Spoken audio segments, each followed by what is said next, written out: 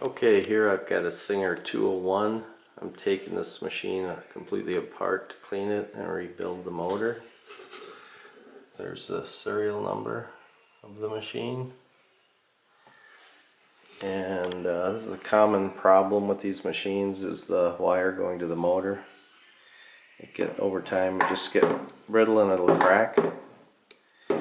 So you have to take this cover off, take out the wire, solder new wires on, run it through and clean the motor. So I'll get to that out in the garage. And there's all the other pieces that I take off the machine before I clean it. You can see I got the end off. I got the light removed, or the light switch removed. Then here's the bottom. You can see the gear drive on the 201 right here. And right here. So we'll get these pieces out in the garage and get after rewiring this motor.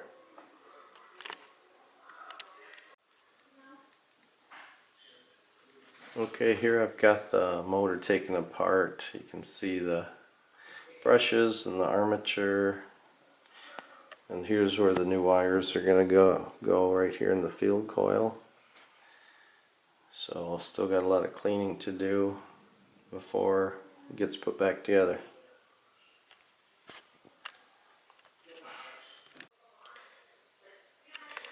Okay, I have a little progress here. I've got all the old grease out of this pot area here.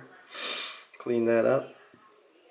You're best to clean this out first.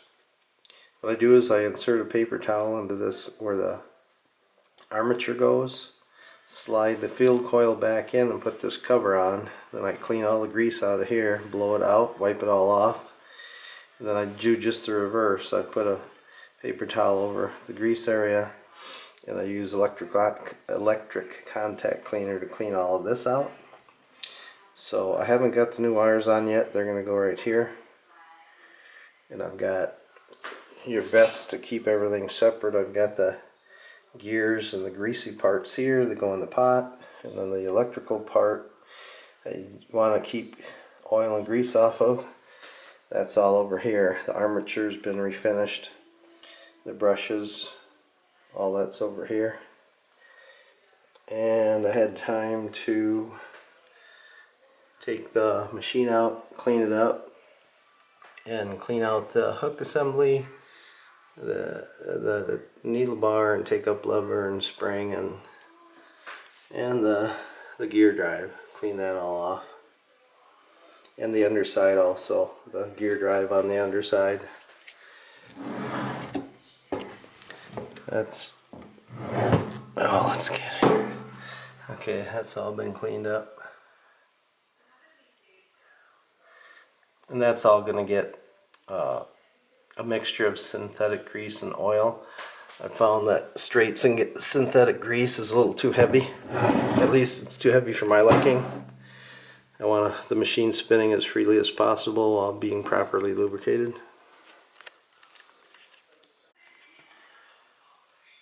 The new wires are soldered onto the field coil. I strip them back and solder them on as close to the field coil as I can get them. You want to make sure that this one wire is a little longer. It runs through this area so the armature doesn't hit it when it's spinning. Then I put the shrink wrap on the wires, and also where they meet the field coil tape, you can put a little bit of liquid tape. That way everything is absolutely sealed off. I've rebuilt so many of these motors that I've actually made up a cord with a rheostat built in so I can test them before I put them back on the machine. I've probably done 100 of these motors by now.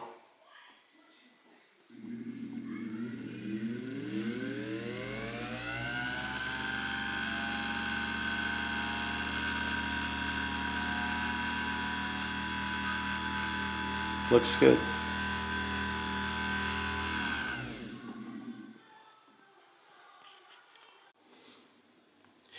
Alright, I've got some more work done on the machine.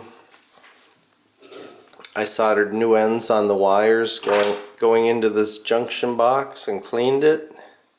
Cleaned up the switch.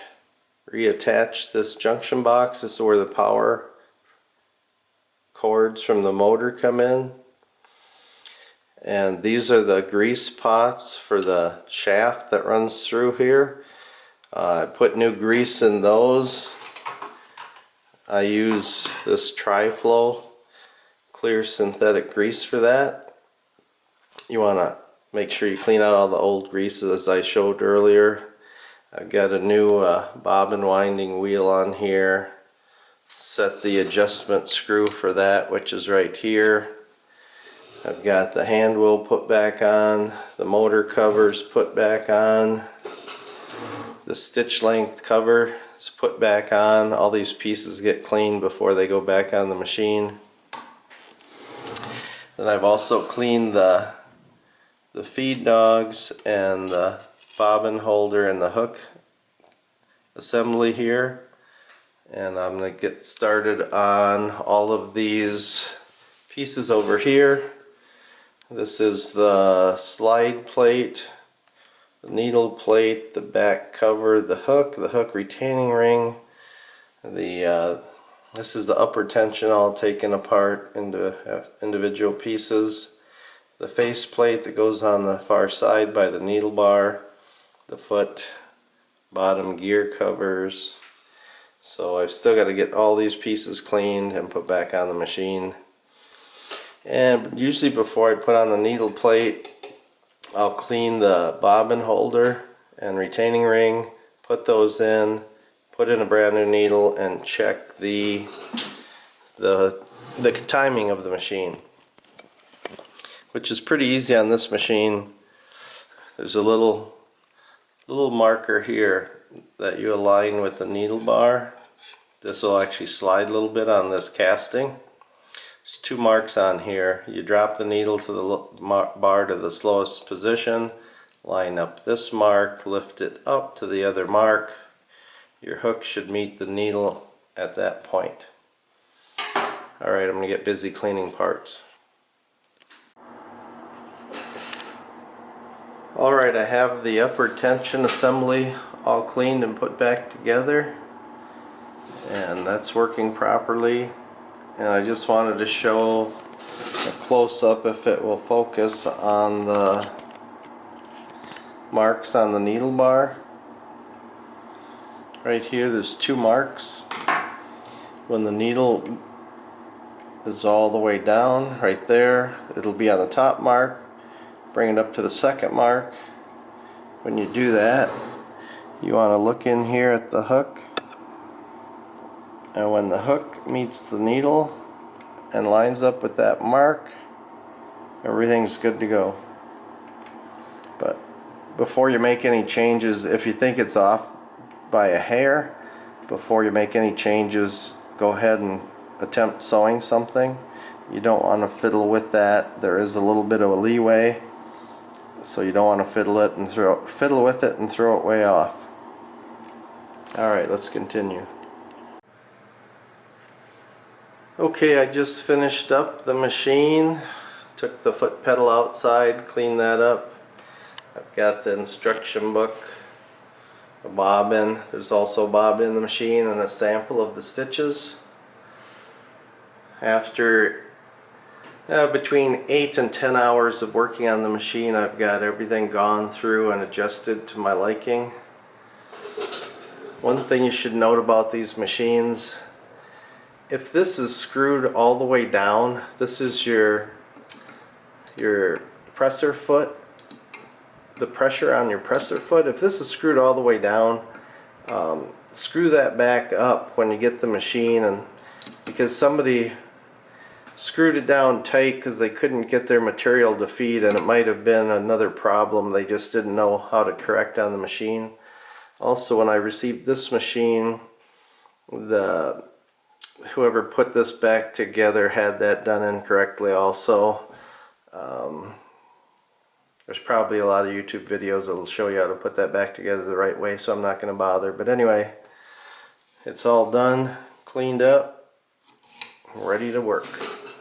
Thanks for watching.